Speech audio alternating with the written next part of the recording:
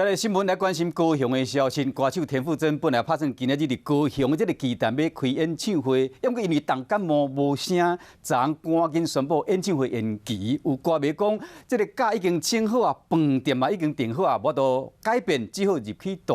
今日透早，袂少饭店真正是电话接袂煞，有要取消，有要延期。啊，田馥甄是伫面册有会失礼，有歌迷对伊嘛真体谅，希望讲伊好好休困。一透早，饭店的柜台就一直咧接电话，真侪拢是要来取消订房或者是延期的。因为歌手田馥甄原本今日开始连续4天伫高雄巨蛋开演唱会，雄雄宣布延期，后袂少歌迷拢硬去。太突然，你下去的朋友，他就是这个礼拜有空，下个礼拜没空，然后又刚好他是这个礼拜生日，也不是这位艺人故意的转换心情。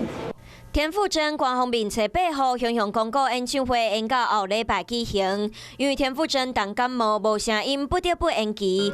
田馥甄的演唱会顶一摆因为疫情延到9月中，这摆阁拄到感冒取消，该演唱会改做9月16到9月19举行。附近的饭店嘛对咧做调整。入住的客人呢，有大部分是选择延期到下一周的演唱会日期做住宿，那有部分的民众呢是选择如期入住，可以到高雄顺便旅游。演唱会取消引起部分歌迷不满。一透早，田馥甄嘛伫面册会室咧宣布，中昼开始会当退票，已经买票的歌迷会当照新场次原本的座位入场。若是要退票的歌迷会当办理全部退钱来退票。即马歌迷甘若望田馥甄会当赶紧恢复健康，后礼拜再见面。